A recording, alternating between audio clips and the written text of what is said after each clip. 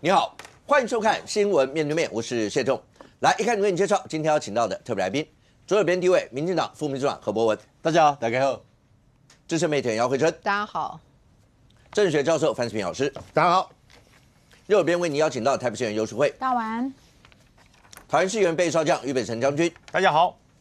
资深媒体人康仁俊，大家好。好，那今天一整天的新闻，当然你看到在立法院为了选办法要不要修正闯关，那蓝绿之间那真的是大概又重现了大家你想象当中立法院应该有的状况，只不过这次戏码再往上加，包括封门的、飞檐走壁的，什么全部都出来了 ，OK？ 但是这在未来到底对国内整个政坛，尤其是明年2月以后，那会不会真的因此激出一股所谓的罢免潮呢？好，那除了这个以外，一般大家都在讲说柯文哲主席案子会不会在这个月底，那算一算，尤其在这个礼拜会不会侦结起诉？那包括几位去当过证人的，然后看过一些相关资料的，你也讲说好像应该就在。那当然你看到有一些网络上或一些消息讲说会不会在这个礼拜或者这个礼拜5会不会有可能会要侦结起诉？那当然这个礼拜那最后一天就礼拜5嘛。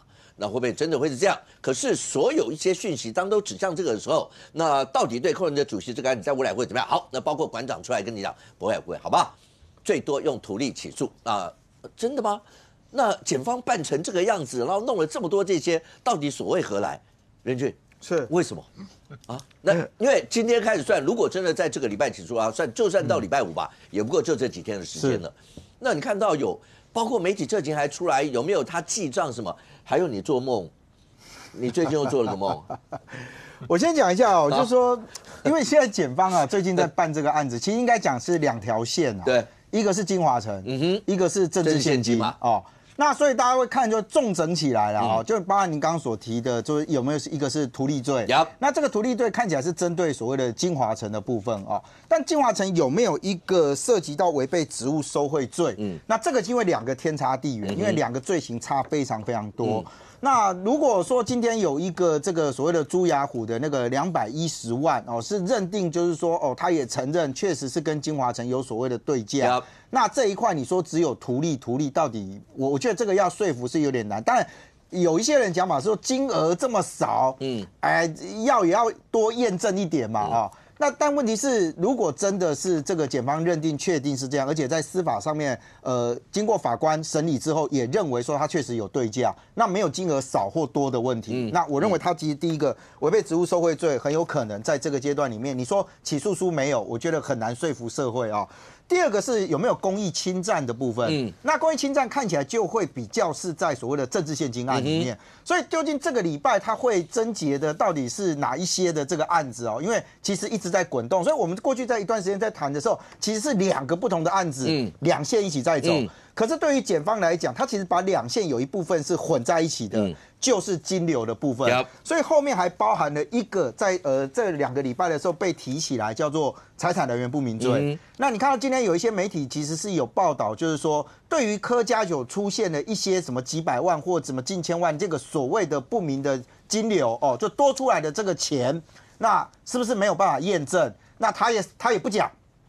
你也查不出来到底有没有真正对价的关系之后，就只能回到了另外一个叫做财产来源不明所以我认为，当然在这几天里面，大家观看到的就是说柯文哲的这个案子里面，从我们的好朋友张义善被传去的时候，大家会觉得怎么会传张义善？因为张义善本身他在市府待的时间也没很长，然后呢很快又被调走了所以他在整个的案子里面，说金华城跟他会有多大的正相关，大家也很好奇。然后呢，是不是跟政治献金案有关？因为张义善其实除了是这个民众党在创党初期的创党会员，不是会员党员成员，最近常被会社搞混这样就是他除了是党员之外那你看他也是中央委员，而且民众党整个的这个党章跟党的这个制度，基本上张义善是参与非常多。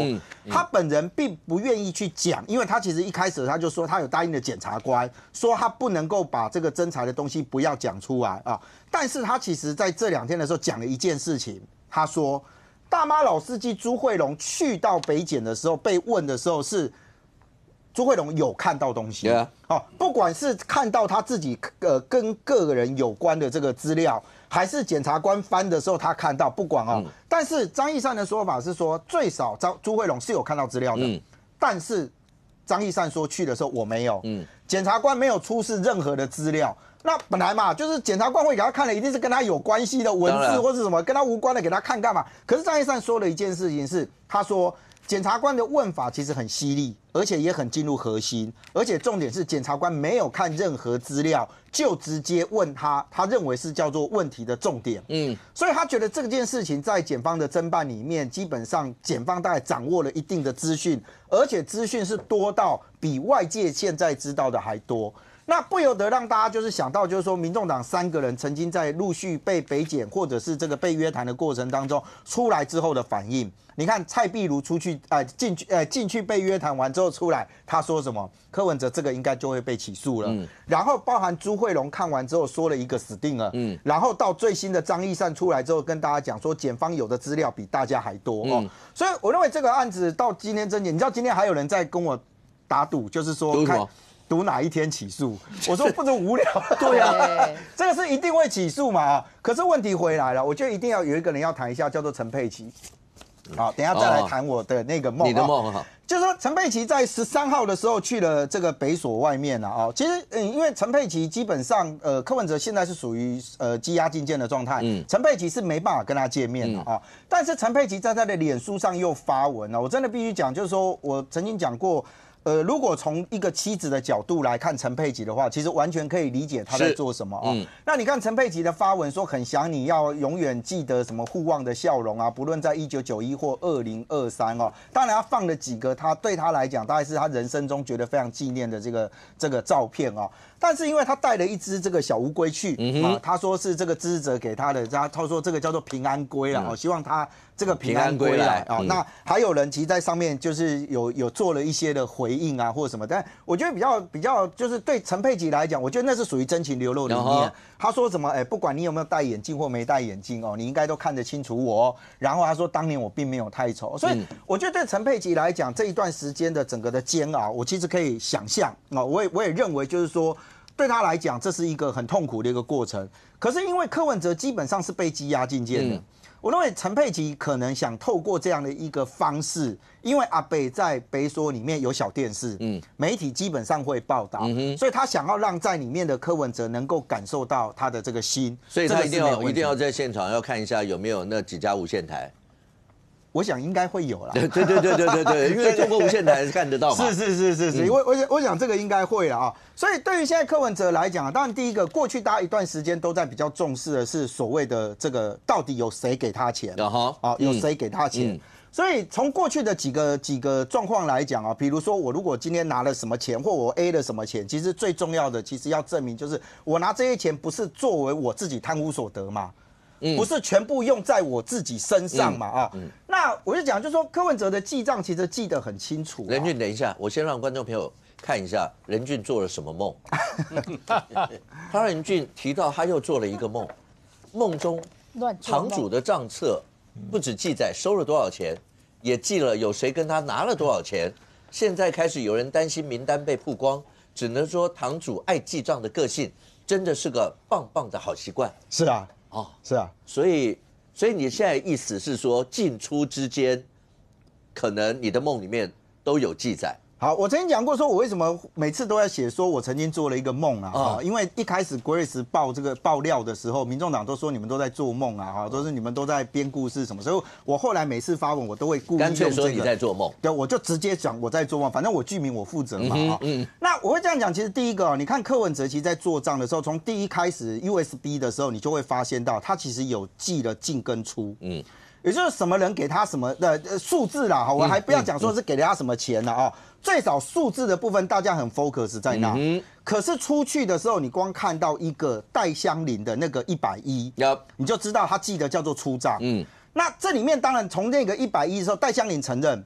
可是戴香林承认的是说，是党中央给我的110，选举的补助款。对，所以我其实有诚实申报那一块，我觉得也没有问题啊。因为戴香林到现在为止，你看他也没有最少没有被曝光说什么他有被约谈或什么的嘛。可是大家会觉得很奇怪，是柯文哲为什么记了那个110是党中央给的，就党中央给的，跟你柯文哲什么关系？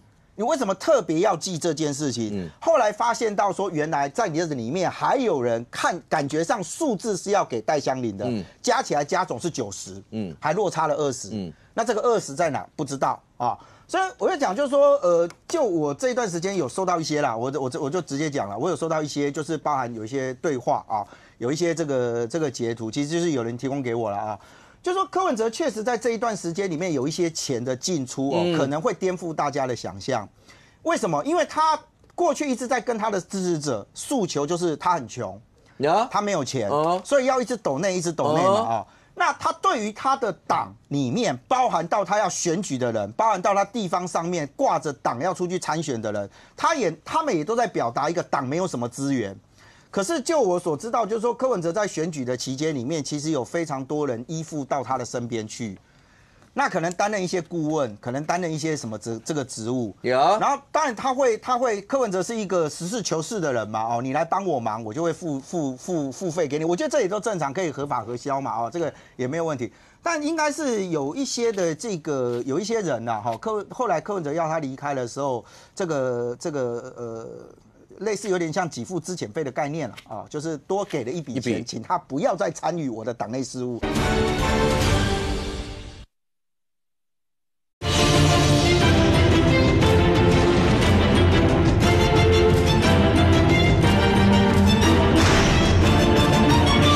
后来柯文哲要他离开的时候，类似有点像给付资遣费的概念了啊，就是多给了一笔钱，请他不要再参与我的党内事务，或者参与我的选举事务，那这些钱有些应该是没有报账啊，就是没有变成核销，因为突然多出一笔几十万啊，什么东西应该是没有了。那他有没有记载到他的账里面去？我就讲嘛，就我所知道，就是现在有一些人其实真的担心。就说，因为我们的这个起诉书哦，通常有一个很可爱的一个状态，就是我们通常保护被告哦，我们跟这个大律师谈论过嘛，哦，就是康圈俊这样子啊。但通常证人，因为你有作证的义务嘛，你又不能说谎话，所以通常就证人康仁俊表示，那就会有点麻烦的意思说，我想到这个阶段里面，不管柯文哲有没有最后被检方认定他拿到了多少钱，不该拿的钱，他的律师的诉讼策略，我想到最后一定会是。同样，就像议员有些民意代表被指涉说你去这个污了这个什么助理费之后，助理费，那我就是要证明我用的用途不是在我的身上，而是我真正把它花掉了。那这些钱有没有打到其他的相关企业单位里面去？比如说基金会。过去大家在质疑的是说，众望为什么在2023年跟2024年的时候，它的人事费用支出落差这么大？2023有选举，他有没有一些费用打散到这些基金会里面去？你等于说那600多万的所谓的人事费，因为我印象当中他好像租金是300多万，然后人事费是600多万，是，所以那600多万可能因为。就不太可能啦，那个基金会怎么会有600多万？对，是他抓的，他查的，对，姚慧珍，对，祸首在这，是姚慧珍查的，或者不可能会有600多万嘛？不可能，基金会嘛，对不对？应该是说，其实它这是违反法律的，因为财团法人法里面规定，你收入至少要60%是从事相关公益的事件，怎么可能你拿60%来养人？对。所以任俊的意思就是说，那可能是在选在那里头就直接打在这里头。对，我想起诉书上面一定会写啦，一定会写嘛，因为那一年这个慧珍抓出来那一年，他们只花了10万块做公益嘛，而且刷2次。对啊，我先跟这边买，然后买过来之后部分再捐出去啊，就是刷了2次哦，就是他的 KPI 值其实蛮也不知道蛮高的，还算高，应该算高哈，就说最少对人事费哦。但2024你看到他其实比较回复到一个正常合理的一个状态，就是我如果真有养人。我就付这个，所以他有没有打散到那边？未来看起诉书。OK，那我就讲就是说，这个如果曝光完，因为检方一定会写啦，就如果他的就是说，哦，我今天这个我支付了谁，这里面有，但我听说当时有一些人其实游走在蓝绿之间。蓝绿白之间，也就是我可能在这边帮忙，我那边帮忙，会不会变成就是说，哎，一写出来说，原来你也去那儿，你也去那儿，所以我就讲，就是说，现在对于柯文哲这个起诉书来讲，我还是回到司法没有断定他有罪之前，我们不能讲说他一定有罪。当然，但问题是。从过去到现在几个比较明确的哦，包含到橘子至今治外未归。OK， 民众党到目前为止还是只强调他就是一个普通的这个随行的的秘书，好，哪有这么严重的事？包含到谢国良的200万，到目前为止一样，没有任何人要去证明。OK， 所以柯文哲身边有一个明确的钱去向不明，我觉得这一块比较没有被质疑。再来就是剩下的钱，我觉得真的挑战的是检方。所以你看今天也有媒体报道写到说，现在不管认定柯文哲所谓的不法所得的这一块，到底是所谓的210，或者往上加到再加1500，或者再加到多少？最多加到有没有上亿？对，那问题就回来了。如果你没办法连接，而最后用了一个财产来源不明罪，我觉得不管检方最后起诉或是怎么样，只能说在那个财产来源不明的地方，检方并没有办法找到一个很明确的对价。因为我不理解，就馆长为什么会觉得说，反正起诉那最多就是用图利起诉或者什么，那我不知道他的判断依据或什么这些。可是，在一般来讲，如果这样的话，等于说大家都觉得柯文哲可能一定会被起诉，只是起诉的罪名里头包括图利是不是有收贿这些，包括刚讲有没有就是侵占公益啊，类似这样一些情形。但我不知道观众朋友看刚才那个镜头画面，你很少看到有证人出来这么嗨的。我说张义善，就虽然他戴着口罩，但你可以看得出来他那个眉毛跳动。然后那个整体的感觉我也不知道，但是他出来，当然他也没讲什么，然后他只讲了就是检方问的，跟大马老司机讲的很像，对，说超乎大家的想象或什么，而且常有人会讲说，他们在那边问的时候，是不是看到了检方那个什么，你应该是幸运没有去开过侦查庭。我不知道各位有开过侦查庭有吗？他高不要在上面，对嘛？跨尾他在那上头，对，你要跳起来看，你要跳起来还不见得看得到，要不然的话就是所谓不好意思，这个借我一下。可是因为我有去当过特侦组的证人，他是跟你平起平坐。特侦组不是，他特侦组不是，他是在另外一个办公室，在一般像那个侦查庭不是这样，对，你就大家去过，开庭不一样，对，那个侦查庭。检光在那上头，他要给你看什么东西，他会请那个书记官把东西拿下来。对，哪一个东西要拿一页哈，你就看这一页，他就请他拿给你看，这样看。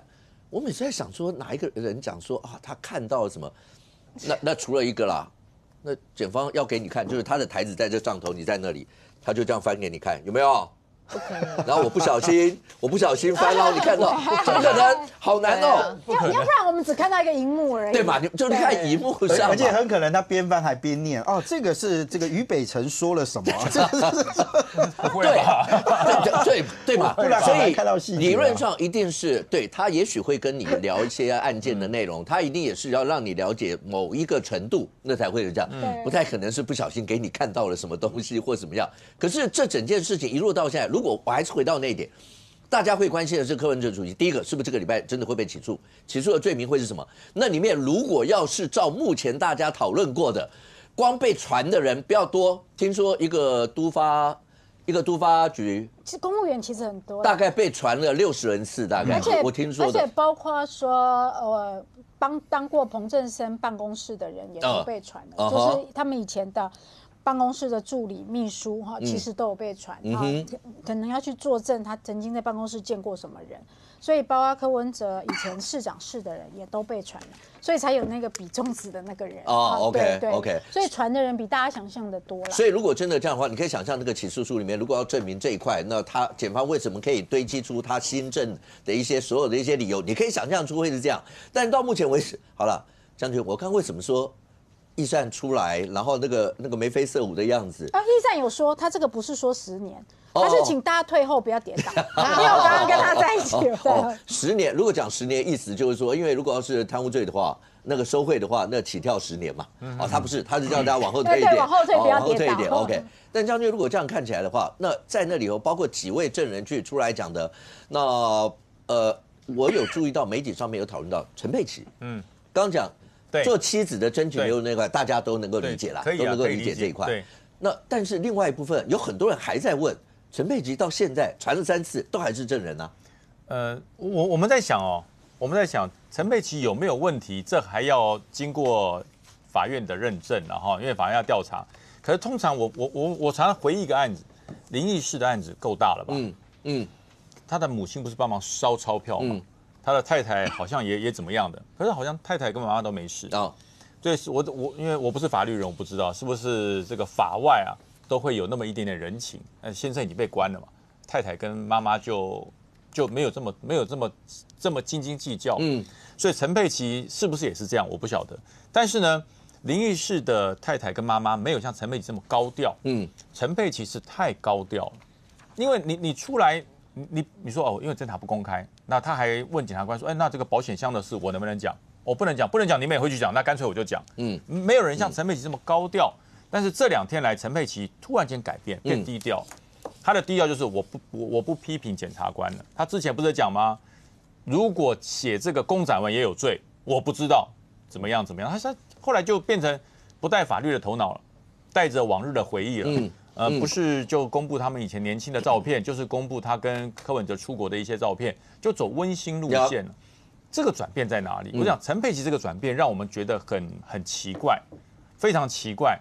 是不是跟徐清煌说的某个证人嘉诚，在这个检察官面前讲了说，家里不要放这么多个亿，就陈佩琪说的，我不知道跟这有没有关系，因为至少从那个时候以后开始，陈佩琪就不走呛辣路线，就走温馨小品。这句话，陈佩琪到目前为止还没有在脸书没有公开去做任何驳斥，完全没有。但是从那一次以后，我发现陈佩琪开始就走温馨路线。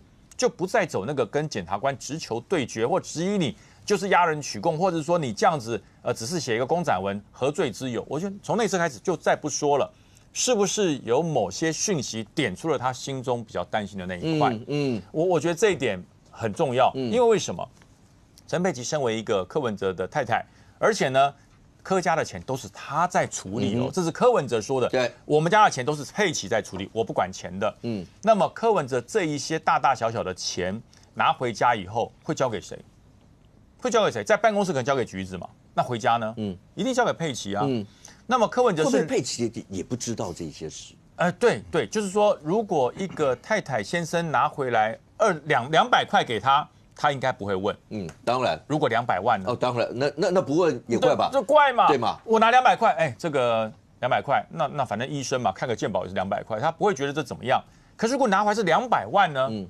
佩琪，这补充家用拿去用，这钱哪来的？通告费，你信吗？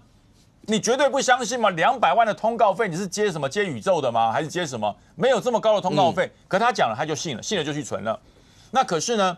最后，波斯抽险讲出来一个问题：2018，当时张义善被柯文哲骂了一顿，因为张义善引以为傲，就是说他讲的这个主意，让柯文哲用房子去贷款，然后营造一个没有钱。然后最后柯文哲说：“你看选完我还亏58万。”张义善还被骂了一顿，2018被骂了一段。可是2024的9月，陈佩琪揭露的是那场选举我们是有赚，还剩230万。那你说张义善这个被骂？忍了6年呢，6年前为了这58万被骂，6年之后你揭露的是我还剩230万，这张义善心中说，这到底是你先生骗我，还是陈佩琪骗全国人民呢？所以那这个地方有没有产生矛盾？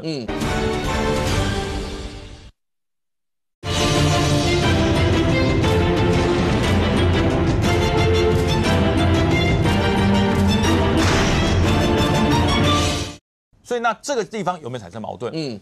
产生了矛盾，又加上说家里不要摆这么多个亿，我觉得陈佩琪不低调都很难他因为我觉得虽然说法官或是在这个法外不外乎人情嘛，先生已经这样子了，太太跟妈妈原则上不要牵累在那里面。可陈佩琪的作为很难让法官不管嘛，所以陈佩琪变低调，不止陈佩琪变低调，其实陈志涵也变低调。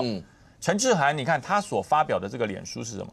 第100天了。百日不太好百日思念与日俱增，信任却有增无减。传给柯 P 最后一封的讯息是：主席加油，我们会在外面跟你一起奋战，我们还在，一直都在。这句话有没有变软？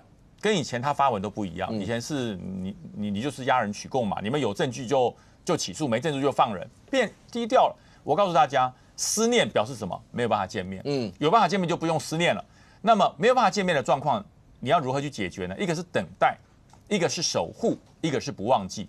那这看来等待的成分居高了，就是等柯文哲出来的那一天。那么如果没出来呢？那就要改成守护了。你在里面多久，我就护你多久。如果叫我给你一个期限，可能是1万年，是这样吗？够坚决。那不忘记就更严重，不忘记就是这辈子见不到面，叫不忘记。所以这个一直都在这方面开始走悲情温馨小品路线，表示什么？表示他们对于整体柯文哲的案子，他们没有把握，没有办法像馆长那么有把握。馆长说就图利，馆长为什么这么有把握？因为柯文哲自己讲，有，因为柯文哲自己说的，好啦，图利了。柯文哲唯一只承认图利而已。你讲的是他有一次在访问的时候说啊，图利的时候，对吧？图利有什么罪？对，因为馆长的这个思考模式是直来直往，汉子嘛，直来直往的。对，最多就是图利。为什么？因为柯文哲讲，所以到时候法官怎么判，他都不输嘛。又不是我说的，柯文哲自己讲的，他只承认过图利嘛。你有看过柯主席承认他贪污吗？他收钱吗？还是他背信？都没有嘛，他只承认过他图利。所以馆长可以说我是大预言家，其实不是。他就是直来直往的个性，因为柯主席只承认过图利，其他都没承认过，就这么简单。可是现在看起来的话，包括你说陈佩琪最近有转趋低调吗？或是讲说连包括陈志汉是不是有的？但是我知道，因为任俊讲做梦的那一段，好像民众党有回应，但那个回应是讲说侦查中无从回应，这是你听过所有的回应里面，应该算是最尊重的一种回应。谢谢，真的，要不然就是柯焕文，要不然就是以前讲做梦的或者什么这些，那这个算是最尊重的一种回应法。可是往下看，我不晓得，或者你自己觉得他们有转趋低调吗？朱慧荣所讲的那些，我想朱慧荣讲了几件事嘛，一个他讲他那时候就一直在讲说陈佩琪啊，不是大家都跟陈佩琪说不要PO脸书，对。但好像没有人管得上他这一块，是。可是他最近 PO 的，就像刚刚讲，已经比较没有那种比较激烈型的。是。朱慧荣他的措辞很有趣，他说一个不安定的灵魂放在一个传统的一个身躯里面啊，那意思是什么？就是说陈佩琪看起来好像是还蛮传统女性，但事实上也是蛮有主见的。所以呢，有多次好像意思是说，这个时间点不要再讲那么多，甚至说一开始建议他的那个脸书的名称要用佩琪姐姐，他也被拒绝，就说不需要这样子，让可能有损我女医师一个医师的专业，所以还是但我是支持啦，就是说人家脸书要用什么名字，当然他自己决定。但我会觉得，您刚刚有讲到一个重点啊，就是说陈佩琪是不是语调上各方面确实有转趋比较缓和？我认为是有，尤其是在他们检方增加了一个叫做那个财产来源不明罪之后。我就突然发现，陈佩琪不仅他的贴文一系把我们变成拉回8月前，就是我们在讨论钱怎么处理啊一些这些的时候，他突然莫名其妙弄到一个8月时候的讨论就是说，他那个我老公只是签了一个公展文，怎么会有事？所以你就会发现，怎么会？已经整个案情延续了2、3个月，你现在突然之间把我们往前拉，为什么？是不是不希望我们讨论到钱的事情？是不是因为这个财产来源不明罪的话，可能陈佩琪就扮演角色？因为财产来源不明罪，它的法条里面明定的是包括配偶、包括子女。对。在所有就相关的一些账户啦，这些所有时间点里头，它是特别明定到这一块。是。所以是不是就像大家讲的，会引起了大家其他一些想象？是，而且好像还有谁的一个贴文也是类似，让人家觉得说，陈佩琪你在这个过程里面你的一个财产的这个进出的这个状况的时间点，跟柯文哲当时的一个给那个金华城过的时间点有其他的一个看起来时间上的是 match 的，是吻合的。还有徐金黄爆料。有嘉诚说，家里可能陈佩琪有 complain 过，说家里不要放那个好几个议员，然后大家讲说那个议员是不是李完的议员？就后来发现应该不是，因为家里好像也很难放好几个议员，而且很难用"放"这个字。对，放显然就是一个比较不是活的人的感觉，对，所以。这几件事情，你会发现，当好像陈佩琪被人家认为他应该是知悉，且可能在财产来源不明罪上扮演着角色，不管是10万字、20万字的一个起诉书你光是你从众望我主命题。它的成立时间点竟然就是你这个案子通过的隔一天啊！对，所以现在就大家在讨论嘛，就是说现在在讲嘛，上个礼拜最新的讯息，有人莫名其妙突然之间要开众望的董事会，然后明明众望总共7个董事，一个被抓去关，一个赶快请辞，剩下5个，一个蔡壁如永远不会是核心，一直被放在边角，不愿意让他进来。剩下这4个里面，我跟你讲，应该没有人知道他们是谁，因为名字很难记，连我都不太记得。所以怎么可能？就是说突然之间要开会，那没有人要开会，人家就说那是谁要开会？有人说是周瑜修，有人说是那个战狼小姐姐，不知道。但肯定的一件事情是什么？就是有人要赶快把这个毁尸灭迹掉嘛。因为我跟你讲哦，大家现在讲的中光基金，按照我长期的那种嗅觉哦，中光基金会的钱绝对不会只有这样而已。我那一次爆料是9月11号报，是根据今年1月份他们的官方网站资料。你要知道，这个大家都一直到现在还在那边乱讲。他们民众党说那个是预算书，预算书本来就数字。预算书是2024年的预算书，你2023年的资料早就出来了。你们在那一份预算书里面，你们2023年的营收是1900万，结果你现在真正被公告出来是多少？1360几万，你中间就差了600-700万，去哪里了？那一份年初的时候的那一份所谓的预算书，2023年的你钱都花了，花去哪了？你总会知道吧？它上面的数字是业务支出是1400万。真正的那一些什么人事费好像才就是人事跟房租加起来才几百万而已，所以你的业务支出1400万花去哪了？你现在出来的这一份资料里面，你现在告诉我哦，没有，全部才1300多万，1300多万里面光是养人跟养那个房租的就花掉1000多万，好像8-9成左右。我跟你讲，还好我那时候机灵，我那时候就觉得你们一定会搞这一招，记不记得我那时候在脸书上我直接问什么？我说戴瑜文还有总共有3个人，你们被那个中旺基金会的董事长李文忠说这3个人是我们的员工哦，谢谢这3位员工。我马上就问啊，那请问你们有没有领钱？为什么你的名字又同时出在竞选总部的账里面？你们是3个人领2份薪，总共都各领2份薪水，还是你领的是靳总的账，结果这边把你变人头，还是你领的是众旺的账，然后靳总把你变人头？不管是你领谁变人头，一定有一个犯法。对不对？所以记不记得那时候余文就被我调出来？余文说什么？戴余文他说什么？他说我只有领1份薪水，我没有领2份薪水。好，那就来了。现在众旺出来的600多万养人，谁名单是谁弄出来？你名单是谁？你弄出来之后，你发现如果有戴余文的话，你众旺基金会都犯法。因为你显然就编造嘛，你就掏空嘛，所以这么公益侵占嘛，所以光这一条哦，就已经。弄多久了，对不对？所以你就知道那个10万字里面，应该至少有1万字是我贡献的。对，那不管怎么样，由此可知哦，为什么你说那个陈佩琪的态度越来越低调？我跟你讲，这查下去哦，发现真的是你还没有惹上麻烦的人，还真的是非常少。不过你自己感觉看柯文哲就是最后那次出庭的时候，不是有人讲说那个，因为他不是理了平头吗？吴子嘉好像把他讲的蛮晦气的，倒霉鬼。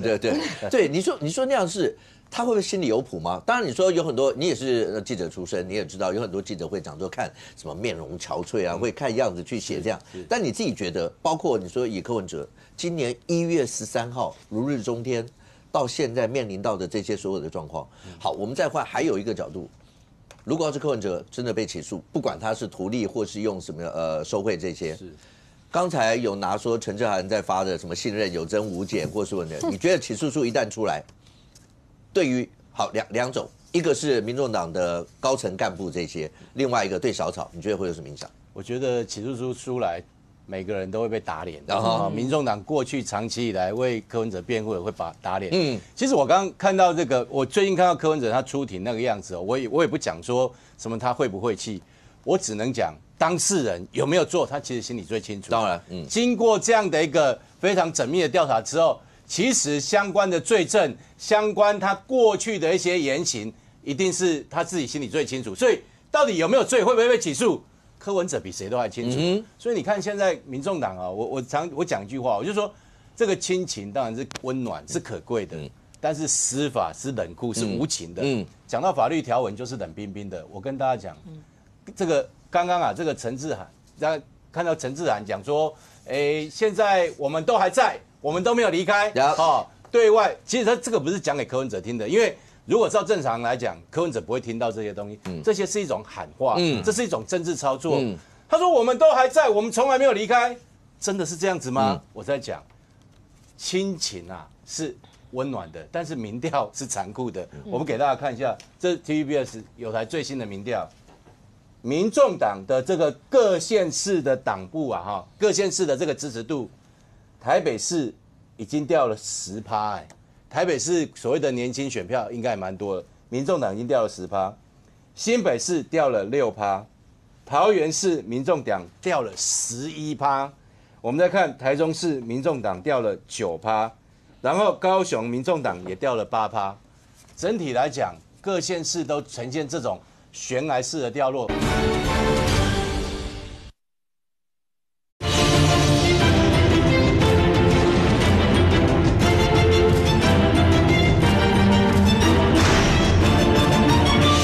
整体来讲，各县市都呈现这种悬崖式的掉落。你觉得大家都还在吗？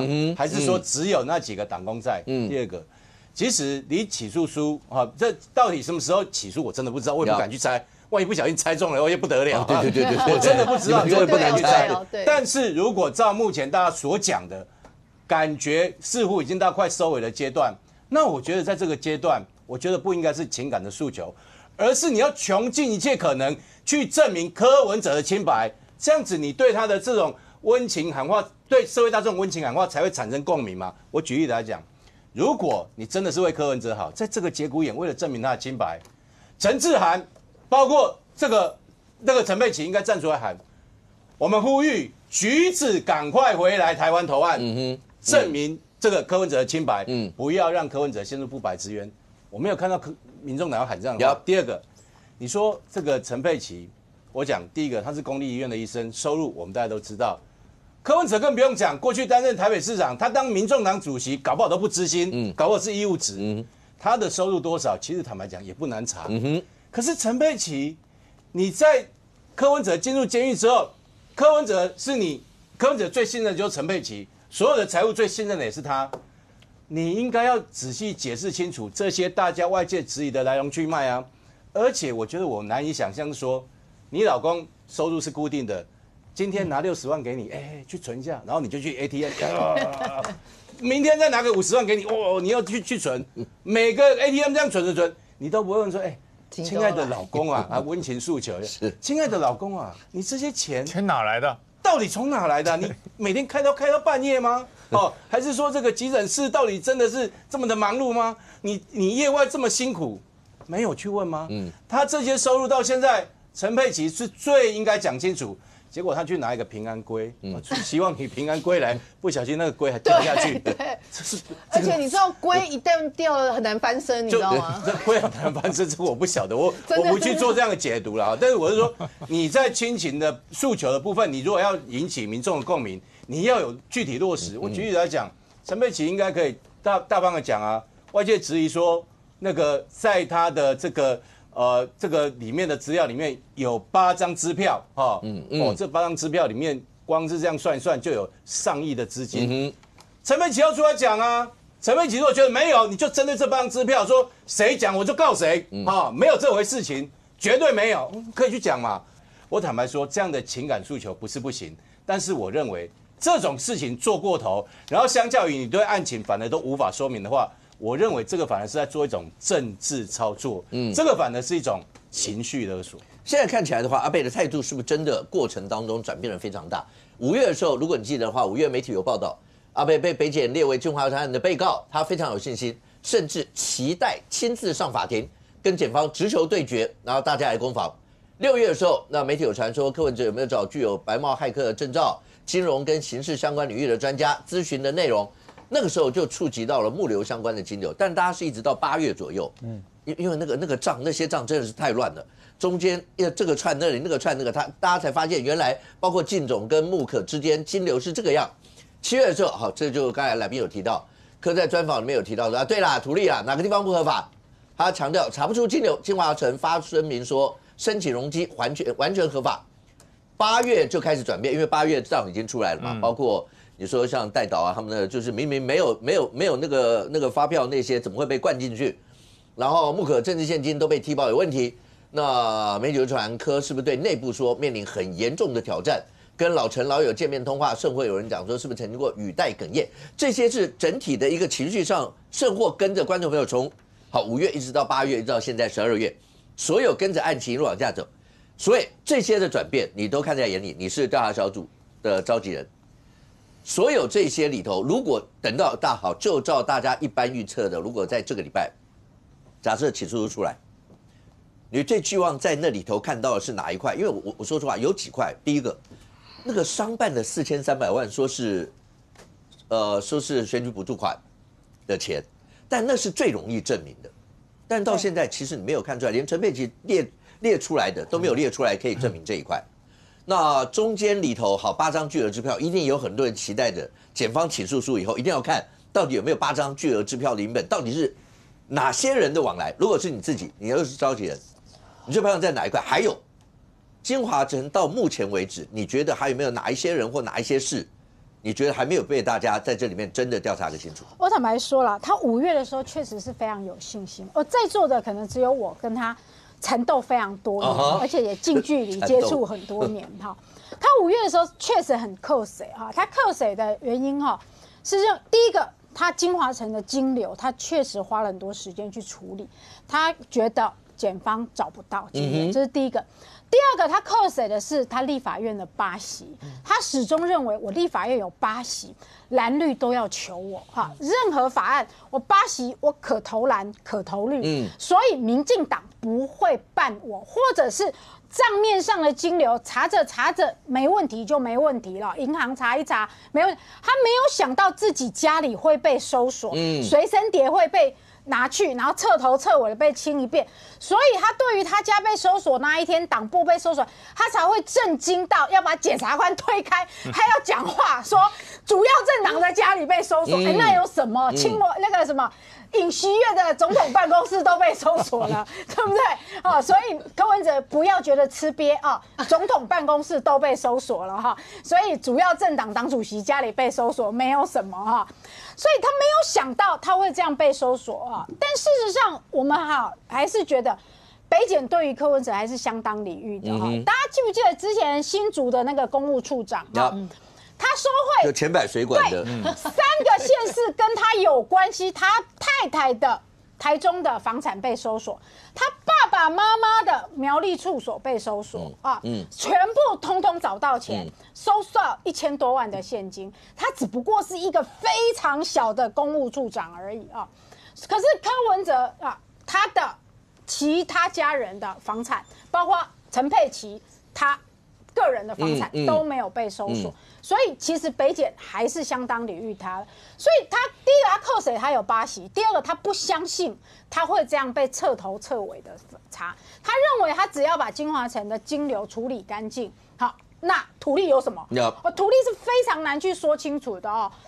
我法制过程都有弄清楚啊，整个开会是都委会去开会，都委会去通过的，我就盖一个公展文而已嘛彭正生要去扛啊，最后的那个文也是彭正生去盖的嘛，这是当时我相信他旁边一定有懂法律的人给他的一些断点所以他认为他5月他说他可以去做直球对决的那但是随着他的这个金流被这样子所以你看民众党包括黄珊珊，包括民众党的人，之前你说他没有据理力争吗？有，只是那些是歪理他并不是一开始就诉之于情的一开始民众党喊的多大声我们是按照25条，我们是按照台湾省一开始都有拿法只不过那些法全部被我们驳掉而已直到了现在接近整个结案了，民众党或陈佩琪才开始软性诉求，因为他们知道起诉书会写得很清楚，他们没有办法了，现在要开始对小草哭哭啼啼了只剩下这一招了所以民众党才开始用这一些什么思念平安归啦什么合照啦，因为在讲法没有办法了海水要退了没办法再跟你讲法。我觉得那个大妈老司机跟张一山被约谈影响也很大为什么？因为一个是他过去的核心的一个干部，一个是真正天字4号的创党党员。进去之后出来跟大家讲说，其实大家在外面谈的比他在里面看的还要少，里面更多。那我觉得这个东西，可是刚刚讲了，他们其实看不到检察官。对，但是可能是从透过问话或者因为检方像大妈老师讲说，检方也有告诉他一些，说我还再跟你讲个更恐怖的事，或者所以有很多这些讯息是这样来的。对，那上个礼拜我又收到一个爆料那我自己觉得这个爆料的时机点蛮奇怪的，因为我们大概都知道，我之前大概1个月前，我就大概听到说，哎，圣诞节前会起诉啊。那最近又听到说，大概是20号前。好，不管怎么样，那为什么在一个尾声的时候才一个爆料？好，那这个爆料，我觉得它主要用意是提醒我们，哈，他就说，不只是柯，啊，不只是柯的金流，要去查其他周围人也有拿省的钱。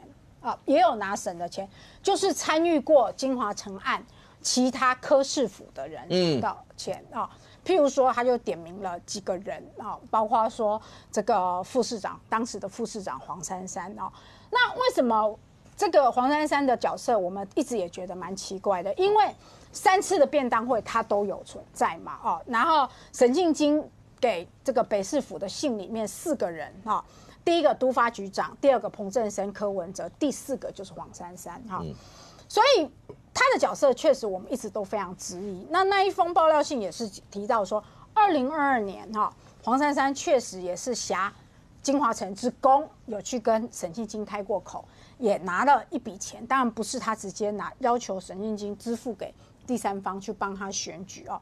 他里面提到就是说，所以难道这样不算是对价吗？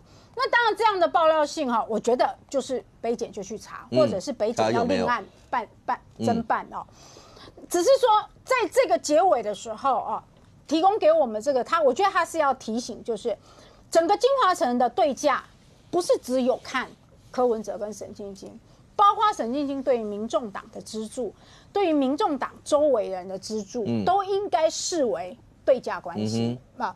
因为过去我们知道沈庆京的作风，确实是我曾经开玩笑说，他不止前倾后谢，他还养你一辈子而且他连你周遭的都一起支持下去，从你创党到党的成立、党的需要、你的选举过程那整个金额不是只是像民众党说，才210万，怎么可能？如果有收贿行贿，100亿怎么可能只有210万？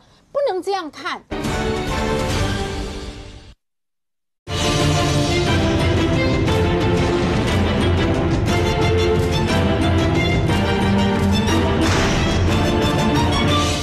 像民众党说，才210万，怎么可能？如果有收贿行贿，100亿怎么可能只有210万？不能这样看，是因为我们现在就抓到了。如果没有抓到的话，他跟柯文哲可能是长期答应的合作关系。你大概的选举，我拢给你斗3天，你动来对，只要有人选举，我拢会斗3天，搞我开除，我拢会斗3天。所以那一封检举信里面就提到几个人，那有需要都有去跟他开口。所以我觉得北检在调查的时候，他们说其实北检都从沈庆京的金流都有发现，他有照顾到这些人。我觉得这个都应该是这一次认为在对价行贿上面不应该只看柯跟沈的关系而已。OK， 所以刚刚讲这些，当然你说，因为黄珊到目前为止，那约谈过，那到现在还是证人的身份。那后续有没有要查一些相关的一些状况有没有，或有没有涉及到什么事？当然北检会不会另外再办这些，还是他们已经查过，觉得没有问题？可是这整件事会不会出现在起诉书里面，也描述一下。但是最近的几个，刚淑慧也讲，为什么会是在案件看起来已经收尾，或是有一些东西要报，还有包括8张巨额支票的银本。那也是，那应该也是这个月初吧，差不多也是这个月初，对，就上个礼拜嘛，对，12月，就是大家都已经觉得已经到后面了，为什么会报这些？我想，你看电影的话有首部曲嘛，然后就有2部曲，就你不知道后面那个2部曲一定是在首部曲最后电影结尾后面突然有一个梗，对，然后就有一个下一个2部曲。方老师，很多电影不都这样演的？但你看这里头有几个角色，沈庆京打死。然后就跟你说没这回事，柯文哲打死就缄默权，我就是不跟你讲这些东西。但李文忠一般来讲，大家就讲他们2个是最主要的，你说这样就算了。李文忠为什么一直也是这个样子？那除了李文忠一直是这个样，刚讲到的，方老师你自己在教政治学，然后你看了所有这些，当起诉出来以后，你觉得整体小草会再崩吗？还是其实这些已经是铁铁到不行的粉，因为现在还是有小草会跟你讲说，那你如果收押，你如果起诉，然后你如果再押，我们一定抗议，我们一定什么？哎，柯文哲不是起诉就一定会出来哦。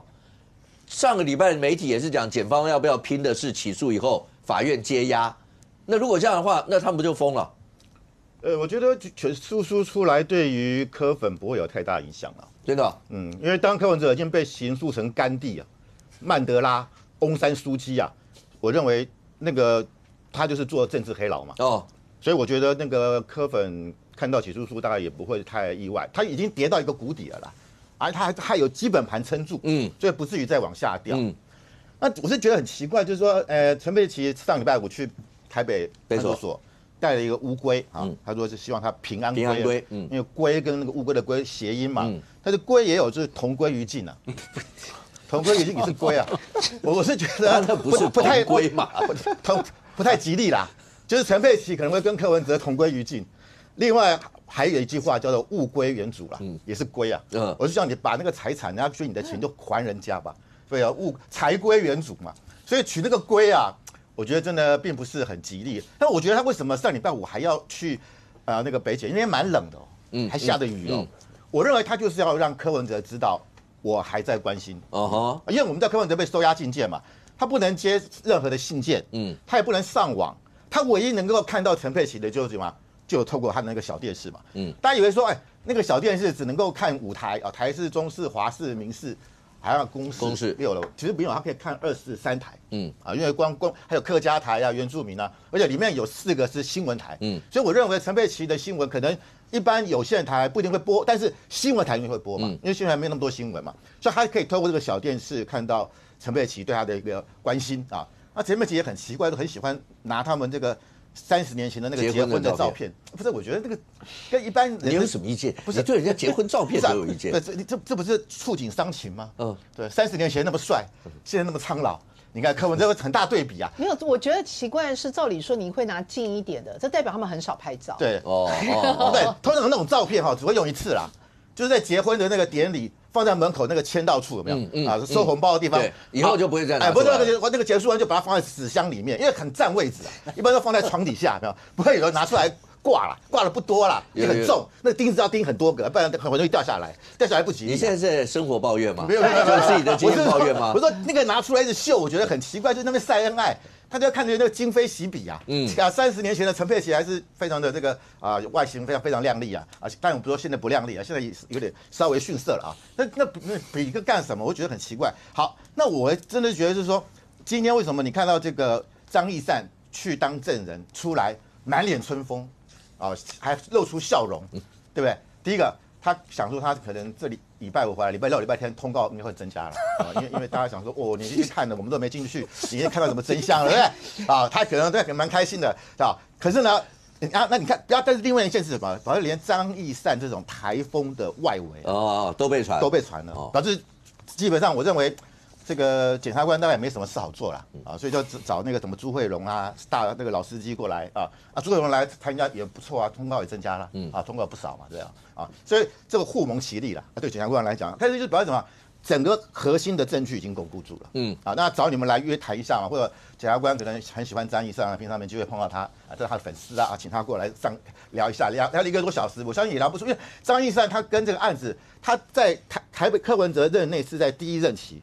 后来就离开了嘛，所以他跟什么金华城啊，跟这些什么北市科的案子啊，跟南港转运站，我认为他没有直接关系。我可以确认因为1个多小时真的聊不到，真的聊不到。各位如果去当过证人或什么，你只要去过这样1个多小时，真的聊不出来什么东西。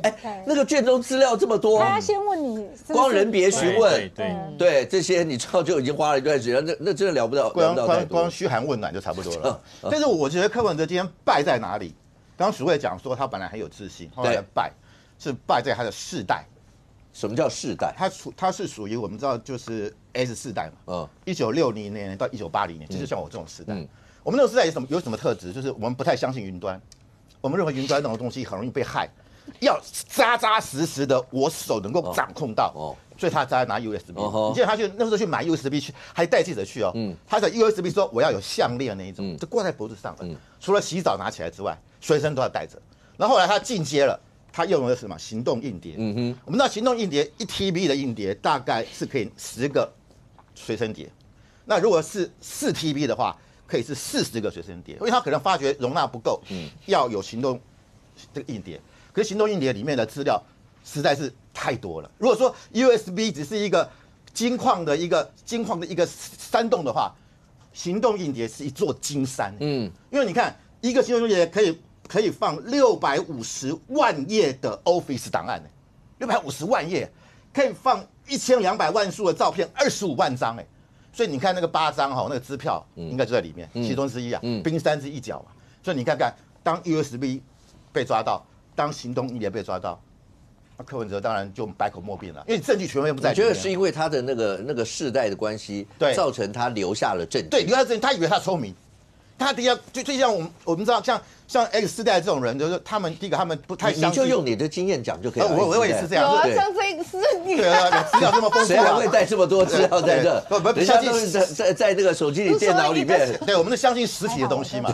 但是我们这个时代就比较不相信这种虚拟的，例如说什么网络银行，不相信嘛，所以他们希望什么存折嘛，所以谁用存折？你啊，陈佩琪啊，对不对？陈佩琪是我同世代的，他也用存折嘛，对不对？所以你看，这就是一个世代的问题，他不能够与时俱进，他不相信那种这个网络银行，它太虚拟了，可能会被害啊，可能被银行盗用啊，银行这个行员侵入啊，他不放心，他一定要看到扎扎实实的 USB 行动硬碟还有存折，他才放心。还有就是什么现金，所以你说陈佩琪说，哎呀，我们这个家里不要藏那么多亿元，对不对？表示什么？柯文哲可能每天下班回家就拿2袋，所以我高度怀疑。我好难想象。对，我必须讲，范老师，你不觉得你很难想象有这种事吗？这个是婴儿潮世代所习惯的。所谓婴儿潮世代，就是从1959年2战结束之后，一直到1959年开始，一直到1946年开始，一直到1964年这段时间叫婴儿潮时代。2战结束以后，他们比较相信什么？实体的现钞。不是啦，是政治现金都给实体的啦。哦，对啊，都给没有金流。对啊，所以你看之前有谁家里有100过亿元的？阿扁嘛，阿扁是1950年出生的嘛，柯文哲哪一年出生？1959年，他们都属于婴儿潮时代。我也看过议员啊，我看过5亿探长雷诺传，在电影里面演的。哎，对，我只看过那个，我没有看过真的5亿啊。我们都看过，对。可是你知道，对，是那个5亿探长雷诺传，他们是拿那个美金，那家里堆都是美金的，然后美金来点雪茄，你知道吗？点剧情里面，还有美女躺在那个浴缸里面，上面铺满的都是这个什么，都是那个美钞。所以这种情况情景，你在想我们家里面会有亿元，那是很难想象的。可是这句话到现在没有被证实有这么一句话。对，那你不能一直把他们家都想象成都是这个样子啊！但这样慧珍讲，那议员不可能是那个。陈佩琪可能是告诉他说，你不要在家里常常请议员呐，不可能，不要找议员回家吃饭，就在公事就到市府谈。所以陈佩琪这个他们家里一定有点钞机，每天啪啪啊，他们家楼上一定觉得很响啊，然后柯文哲每天回来看到陈佩琪就讲，他们家可能有银行的柜台嘛。陈佩琪就说：“请抽号码台。”他们现在在角色扮演吗？陈佩琪，范老师现在不是幻想文，也不是白天当医生，实际一点，晚上穿那个银行的行员的。范老师做梦啊！然后柯文哲就回来就我们先说范老师喜欢，然后柯文哲点钞，然后绑起来啊，10万钱绑一捆，然后绑起来。他们家很专业了，才有那个议员嘛。所以我觉得这个的确是让人家觉得，他们家真的是跟一般人不一样。真的啦，躺在议员上面睡觉的感觉，可能跟床上的感觉是完全不同的。我还要再讲一次，那段话没有办法被证实。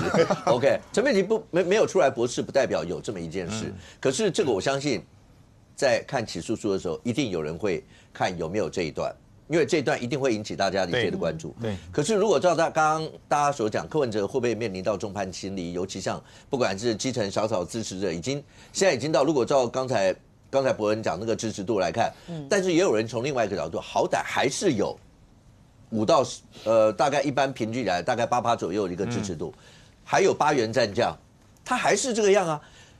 真的柯文哲会一旦不管有没有起诉以后有没有能够保释，还是要再接押，柯文哲真的会面临到这一块。但有一个最近民众党一个动作引起大家的一个讨论，会不会跟保科有关系？任俊，民众党新增了5个条件，限缩他们中评委的资格。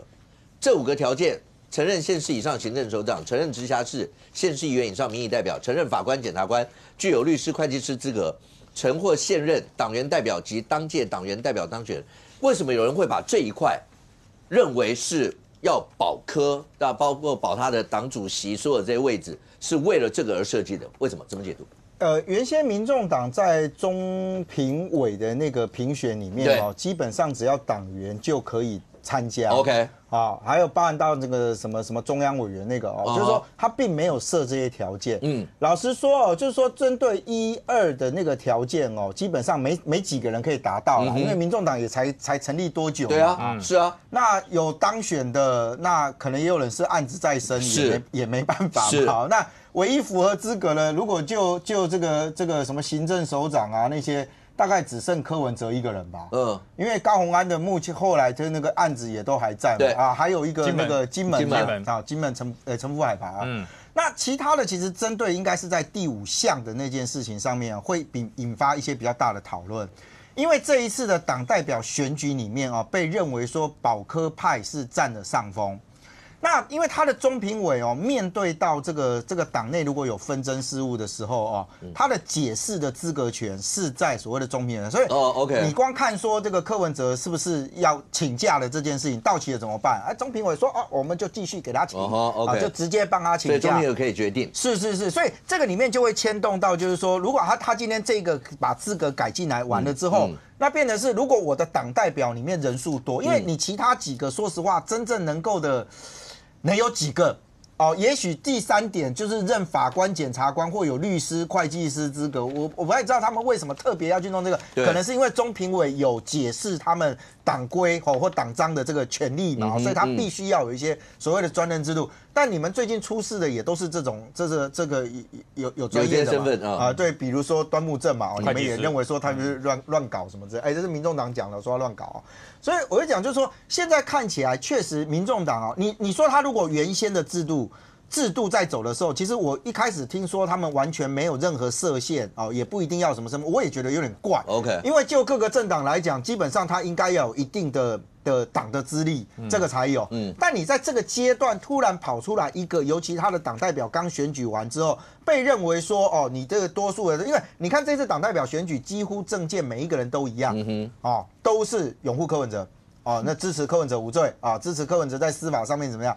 那接下来会不会变成就是说，你中评委在这个阶段里面，你只有能够选之后，反而以后未来的解读是为柯文哲继续留在党内，或者让他继续保有党主席的这件事情，留下更多那个模糊的空间。OK。那当然，民众党有出来讲说，他们只是让制度更完善，没有说为了柯文哲量身打造啦或什么这些。那只是这个礼拜，今天礼拜1。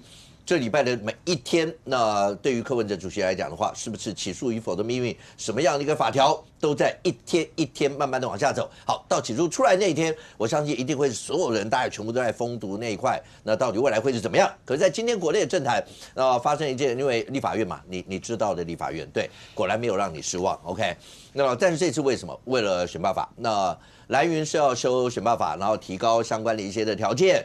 那提高，其实大家就开始对决嘛。但是这一次呢，是一个没有对手的一场对决，因为民进党的委员全部都在一场外，好像。那为什么会是这个样？来龙去脉到底怎么一回事？胜过对于未来，尤其明年2月会不会出现大罢免潮，真的都会引起一些联动的一些影响吗？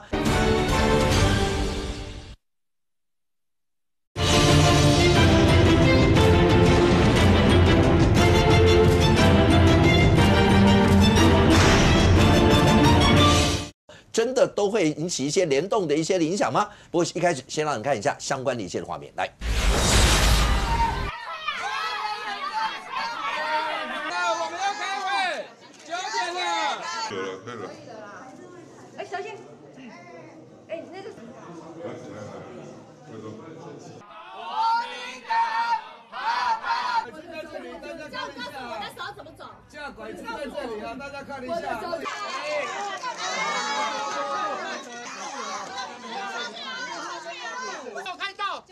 9点05，大家看一下，9点05。反对者多数，复议案不通过，照原决定通过。好，本日会议议程均已处理完竣，现在散会。我来，觉得看到这种景象，真的是觉得无比的悲哀啊！我觉得这个已经不是霸凌民主，这个是直接要毁掉民主哈！大家可以看到他们在今天在那个会议室里面那个状况，我就觉得是你们是怎样要把自己关起来，要另外宣布新朝，是不是？你们是要宣布自己要独立起来，是不是？因为这个真的是相当荒唐。我这样讲哦，就是说，因为今天啊，他们的这个选罢法的修正，他们是要让未来你那个罢免的票要高过于当选的票，那这个当然是一个拉高门槛拉很高的。坦白讲，这一个条文过的话，几乎等于形同就是鸟笼罢免，未来人民的罢免权几乎就等于是形同宣告没有了。所以这个部分当然你要非常审慎的去讨论，因为过去我们知道，你可以去看历届所有罢免的这个投票率跟这个真正大选的投票率都相差很多。所以如果未来你罢免的门槛票还要大过于这个当选的门槛票，那这个几乎等于是收回人民的罢免权。所以这个部分，各个朝野政党应该在委员会充分讨论，不是吗？包括民进党、国民党、民众党，甚至无党籍，大家都可以在里面讨论。可是我觉得今天国民党不是这样哦，他是把所有非国民党不支持这个案子所有的委员全部挡在委员会门外，都完全场内没有任何有任何的意见，也不能够这个举手说我要发表任何言论，然后自己就开一个这个委员会，就宣称说这个案子已经送出委员会就讨论过了。那这当然是非常离谱的事情啊！第一个，立法委员凭什么你不让我进去议会里面？立法委员进入会议室，那个是光明正大行使他宪法赋予他的职权呢。请问有谁可以大过宪法不让立法委员进入会议室开会的？就是国民党。他们今天就这样恶干啊！所以我们今天讲他毁宪乱政不是没有道理的。第二个，你今天如果要这样干的话，我认为是这样，因为今天也有国民党的委员说啊，你们民进党不高兴，你们也会霸占主席台啊。我跟大家讲，霸占主席台那个议事攻防，你国民党可以这样弄，我民进党也可以这样弄。那个至少还有两党在，你知道吗？两党互相有议事攻防。今天的状况是，对不起哦，里面就是只有我一党，我照本宣科啊，皇帝诏曰，我把诏文念完，大家就这样去办。台湾什么时候退回到这种专制独裁时代？我不客气的讲，你说中国他们在开人民代表大会，中国是专制独裁政权，大家都不否认吧？中国开人民代表大会，他都还要有一些花瓶政党在里面衬托一下。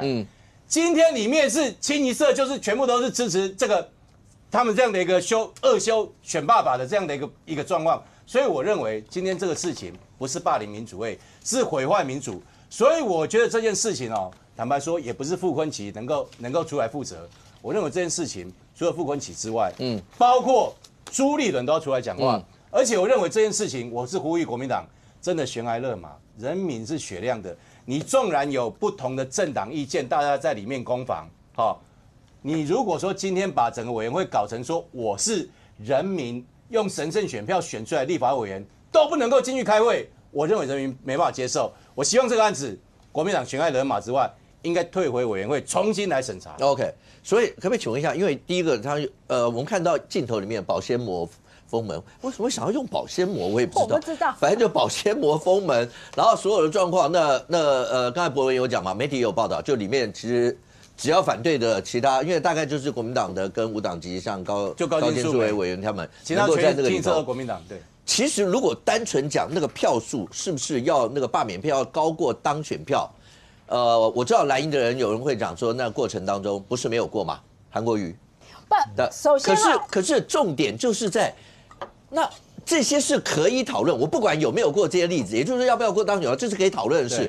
就算你们而且你们人数是多，不是吗？不，我觉得这么多年来立法院各显神通过去你说这是第一次把门锁起来吗？真的不是在我印象所里面，过去民进党也有用大锁去把那个议场的门锁起来，还要用3秒胶，但是那没有开会那个锁门是没有开会，他就是锁门，然后里面在开会，那不一样。你们不让王金平进去嘛，不让那个院长进去嘛，当然就是因为开会不让王金平进去嘛。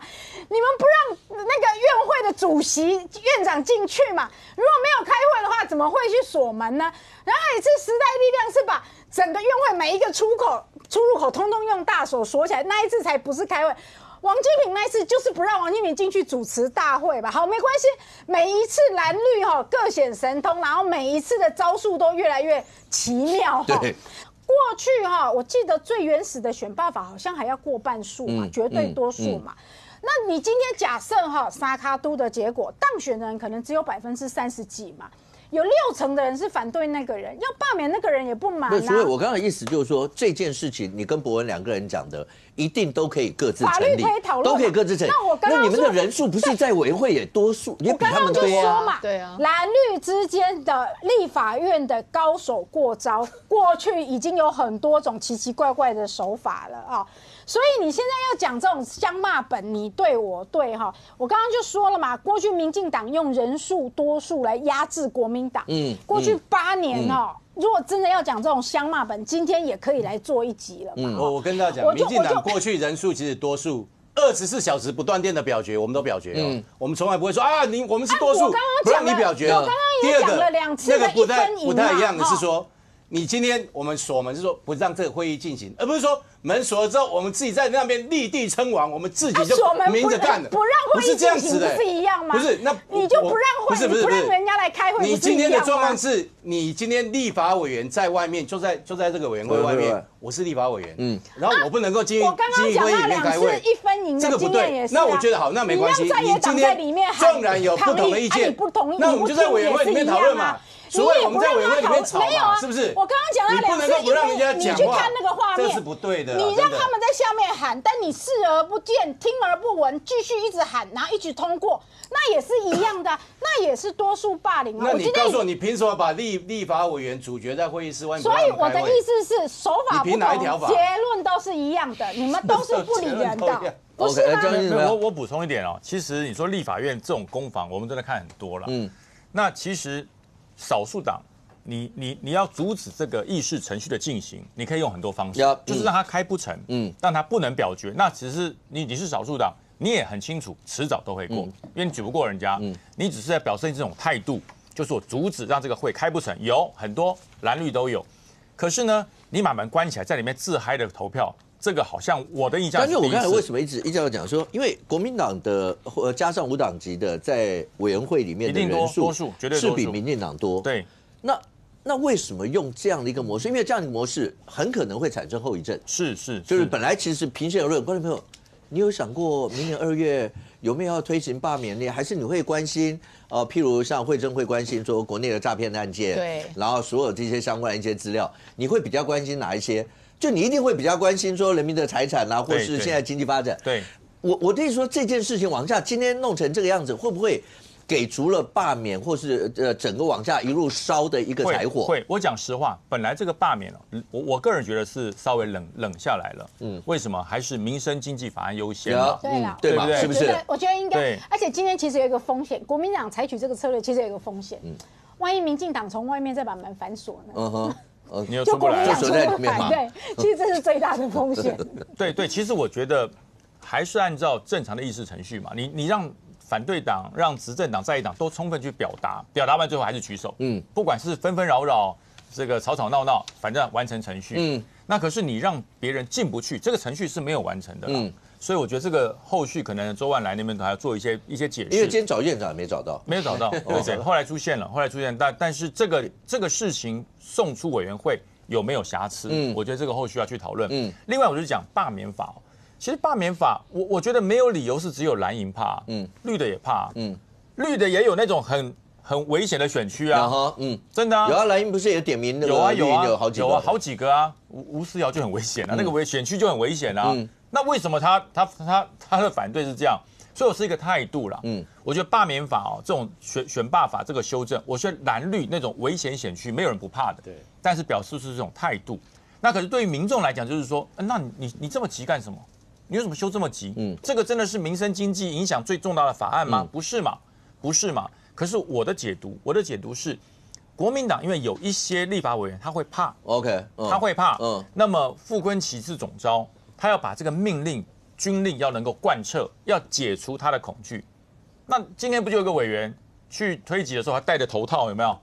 带着那个就好像以前拳王要上台以前，对，然后那个整个那个帽 T 头套，连眼睛都看不到，对，那就表示有罗姓委员，台中的嘛，对他表示他怕，他会担心，为什么？他的选区也是蛮危险的，所以他不想让人家知道他有做这个事，可是他又不能违反傅昆萁总刀的一个命令嘛，所以造成了他的一些犹豫。我相信傅昆萁也看到说，好，我是你们的 uncle， 这些事情我帮你们搞定，以后我下面你们就不用怕。我觉得这种状况比较，可是他搞定的模式有很多种，对，搞定的模式有那种就是对大家在里面一定会推挤，一定会什么吵到不可开交，一定都可以看得到。那只是用这样一些方式，我还是回到第一个，我猜第一个到立法院以后，会不会有人就讲这个无效啦或者什么？接下来不知道又没有要送大法官去了。OK， 我觉得这个光是立法院的程序就要这是一个嘛。对。那另外一个就是接下来在国内会不会因此，然后那个整个罢免的怒火会不会被烧起来？那这是整个就 uncle 要帮你们解决事情，会不会范老师会不会结果后来 uncle 放了一把火？的确，我不想任何的这个修法要有正当性。我们上一次把那个罢免的门槛降低是2016年11月。为什么当时要降低？因为2015年当时要罢免蔡正元。那蔡正元的争议其实是蛮大的。那罢免不了，因为当初我们选罢法规定是说，如果我们的投罢免票的人要是选举人的1/2，等于说如果我这个选区有10万个人有投票权，要5万个人，50001个人罢免才能去投，才能够成立。但是因为罢免的投票率不会太高，所以当初就说这个罢免案这个罢免权根本都是看得到吃不到了，就是摆在那边啦，好看而已嘛。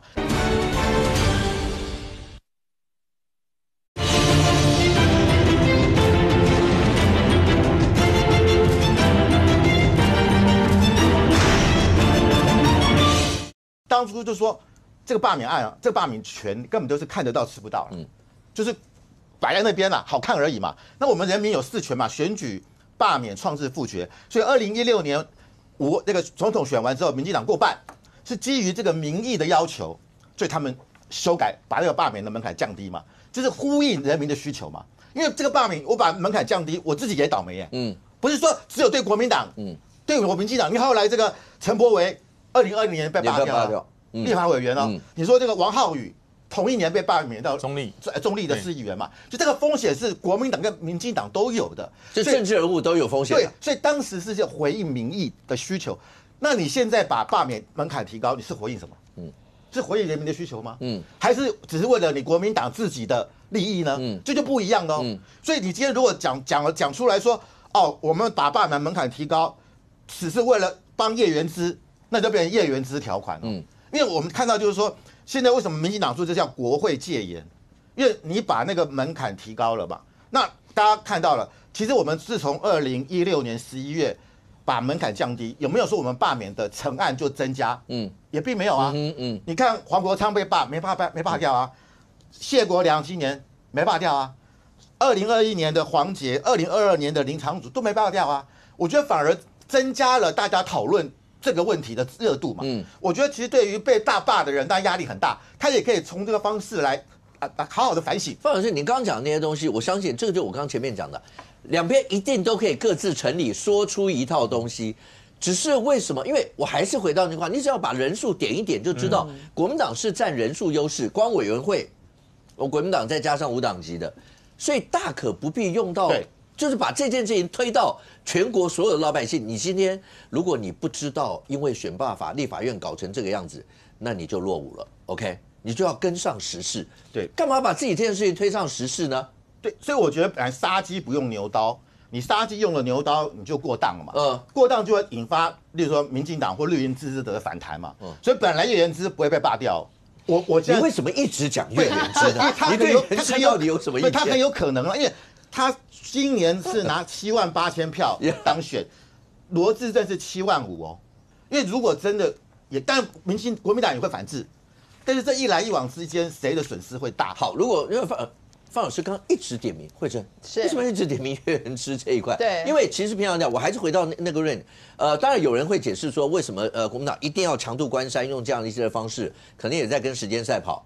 因为明年2月开始，如果要是明年2月的话，那照法令来讲的话，就开始进行罢免。对，会不会在那个法令前，然后用这样的一些方式长渡关山要过这个？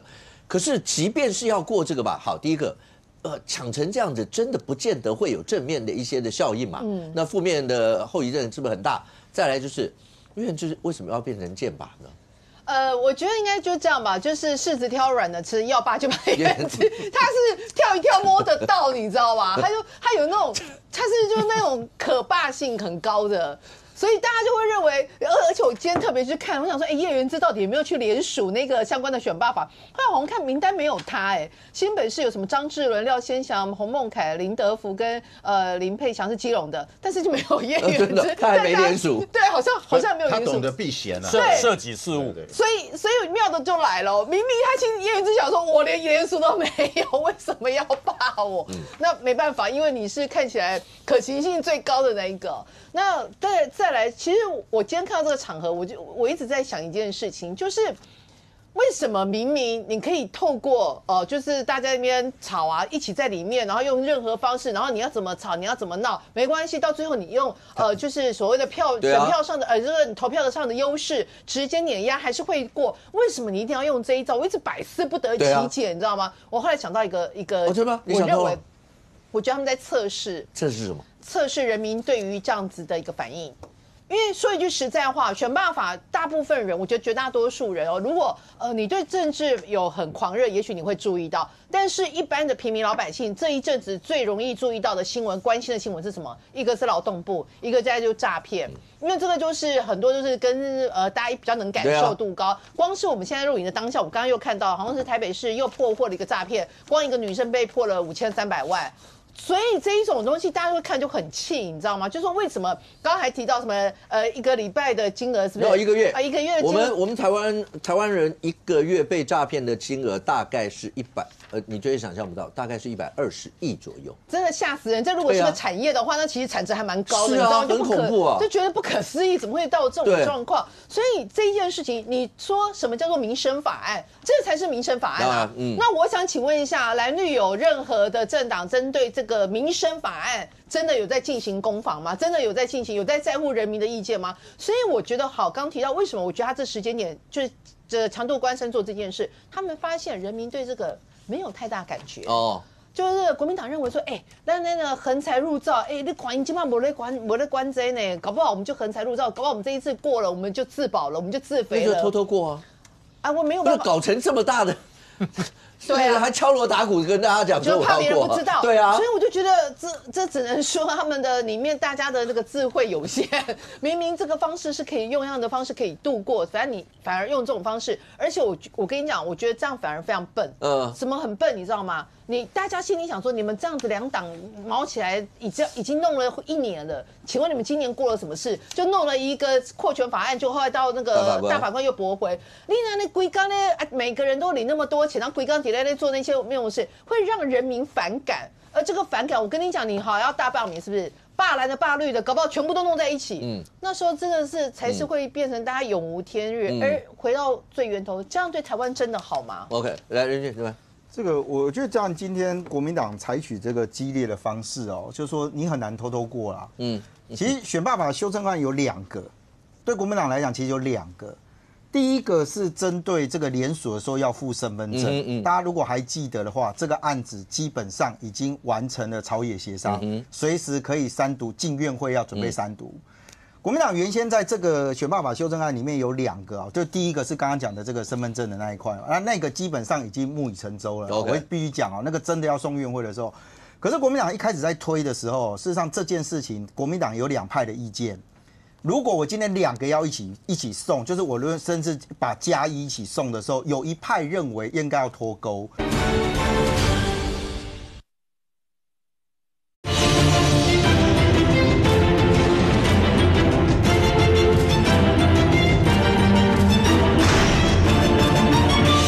每个人都领那么多钱，然后规纲底下在做那些没有事，会让人民反感。而这个反感，我跟你讲，你好要大罢免，是不是？罢蓝的罢绿的，搞不好全部都弄在一起。那时候真的是才是会变成大家永无天日。而回到最源头，这样对台湾真的好吗 ？OK， 来任俊这边。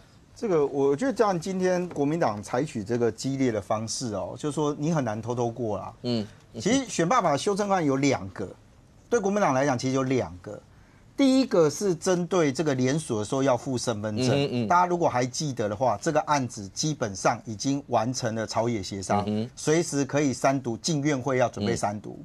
国民党原先在这个选罢法修正案里面有2个啊，就第一个是刚刚讲的这个身份证的那一块，那个基本上已经木已成舟了。我会必须讲啊，那个真的要送院会的时候，可是国民党一开始在推的时候，事实上这件事情国民党有2派的意见。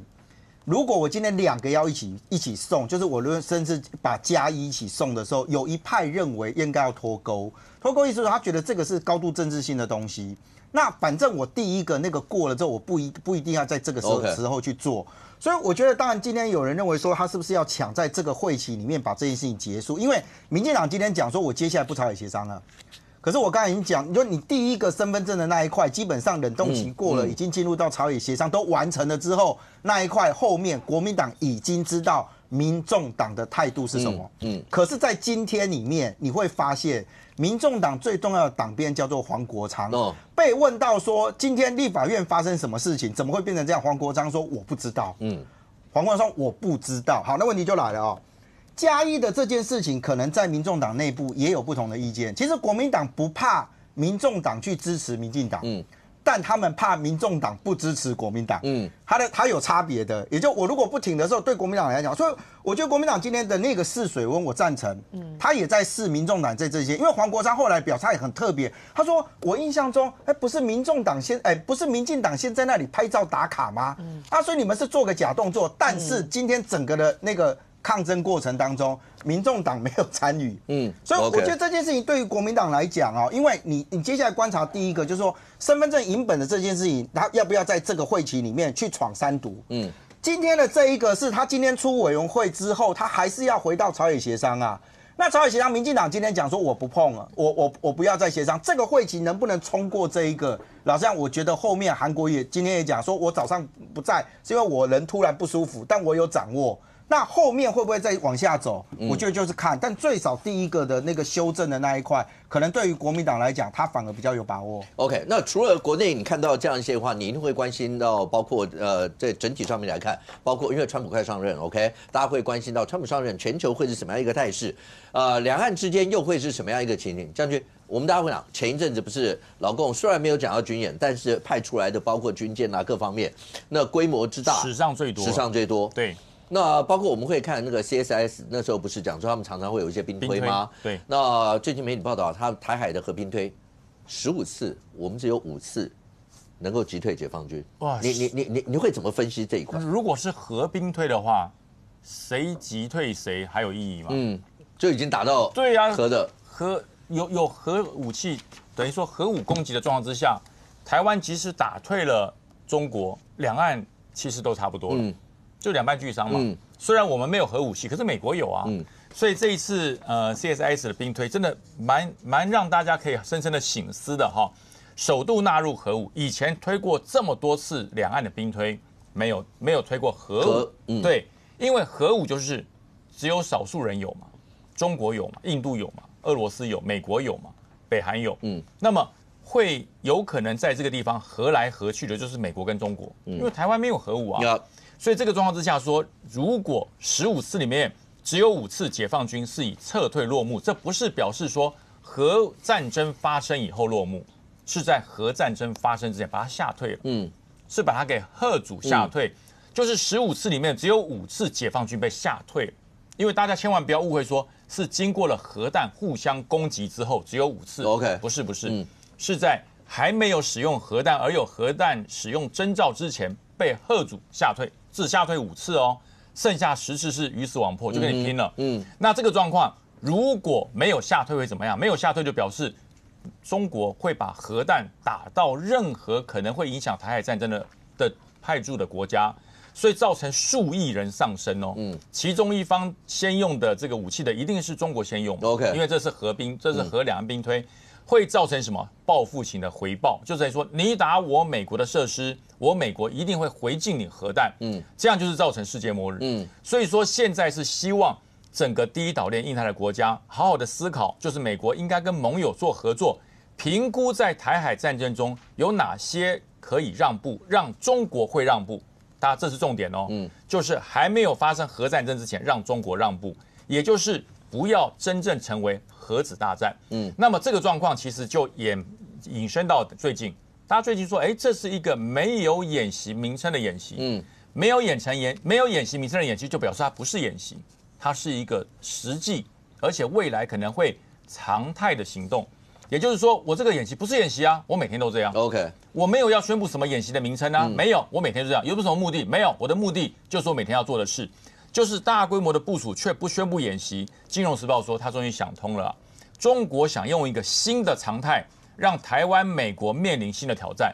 就是我中国不会再宣布演习了，我天天就这样来，我时常就这样来。看看台湾跟印太的这些结盟的国家 ，OK， 你有什么样的力量来解决？有解决的力量，我们再来破解。所以才说美国说朋友要越来越多，武器要越来越精良。为什么？因为不会因为演习而转战，而是他每天都这样子搞你，搞到你非常紧绷的时候，他会给你致命的一个作为。所以说不能掉以轻心。OK， 但任俊是韩国的最新的发展，尹锡悦在做了一次戒严以后，在大家都还惊魂未定之下，他又发表了一次。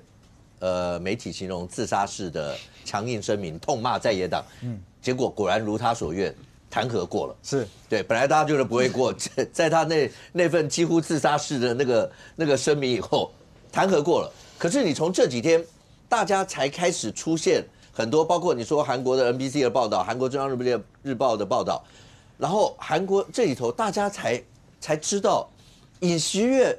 他后面是有很多的，好，你讲谋略或阴谋都可以吧？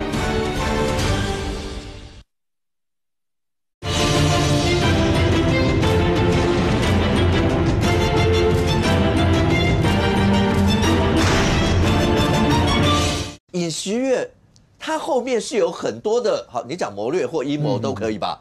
他策划要暗杀他们的执政党党魁，然后嫁祸给别人，然后呢，他在这里面告诉那个警察厅长。就先逮捕那些国会议员，那些不从的，除了逮捕以外，甚或可以就地处决。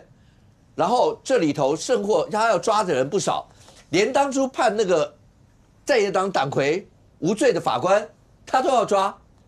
他这个对，他是律师出身，他到底在想什么？其实他第一次发布戒严的时候，我记得我在这边我就提到，我说他真的不是没有想法的人，因为他很清楚的知道为什么要去弄国会，我就不让你达到门槛嘛，对嘛？但是呢，这个弹劾案一次没过，两次没过，终于给他过了啊！因为你可以看得到，就针对这件事情呢，南韩的国会14号下午的时候2度表决啊。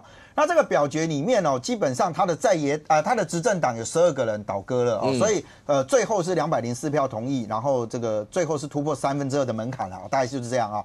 那这个机构弹劾之后呢，接下来就是大概就是准备下台的这个期间了啊。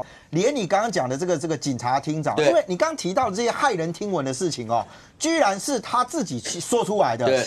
那你就会发现到他可能真的不是一个没有想法，觉得想戒严就戒严的，因为他居然有一个他自己制定的 SOP。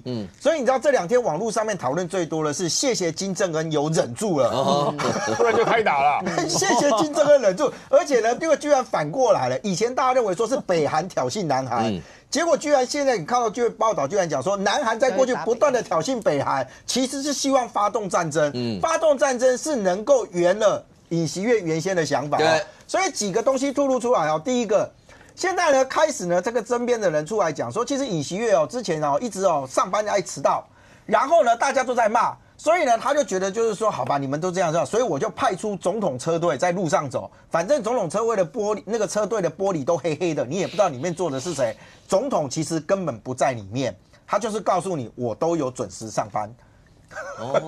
这样其实也蛮，其实根本不是他，其实不是他。我老实讲就是说他可能有，如果觉得人身安危有问题的时候，搞不好他可以这样做。当然，就是我可以这个欺敌不让大家知道我欺敌，但居然是因为爱迟到这件事情，搞这个车队会不会太累了一点啊？第二个，我觉得其实在政治上面，南韩要看接下来南韩怎么去面对跟处理这件事情因为呢，他的这个警察厅长哦，还有包含到当时在参与戒严的人，其实提到了几个尹锡悦在下令戒严之前所做的一些准备工作，包含到说要去抓这个所谓的不服从的这些议员。对。有没有下令要开枪？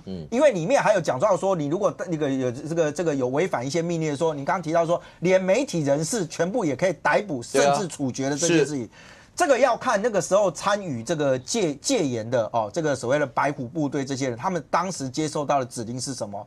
我觉得这个是可以求证。但问题是那个警察厅长赵志浩的那个说法哦，说尹锡悦当时在要戒严之前，居然6次打电话给他。跟他说什么？除了刚刚那些抗命者可以这个就地正法之外，还说包含到说，要找15个这个政要的这个人在哪里？这是有特定性的，针对那几个人，而且就是看，我觉得对你不爽，还找了一个法官。对，那个法官的理由居然是说，因为这个法官呢，曾经要宣判共同民主党，就是他另外那个反对党的那个党魁，说他无罪，我也要把他找出来。还有一个我觉得更可怕，那个现在对他国民力量党的党魁来讲，一定会觉得还好你今天没有成功，说要暗杀这个执政党的党魁，他自己是执政党的，他要去暗杀这个执政党的那个党魁，完全合理。对，然后嫁祸给北韩嘛。因为我自己怎么可能暗杀我自己的党主席呢？我不可能干这种事情的。是，可以嫁祸给别人，是不是嫁祸给金正恩？我不知道。当然嫁祸给金正恩。是，所以大家才感谢说，感谢金小胖最近这一段时间忍住，一直没有冲动，而且还讲说要长达好几个月的这个时间啊。不过现在看起来确实啊，就是尹锡悦现在整体的状况来讲，他确实在整个从推动戒严之后所披露出，我觉得推动戒严的这件事情，其实还有一些人认同他哦。但是当你后面这一些阴谋，还有这些东西，尤其是这些都不是普通人士啊。他也没有做梦梦到嘛啊，他都是具名讲说，我就是接到电话，然后告诉我要采取这么严苛的方式去面对我自己党内的这个政治同仁。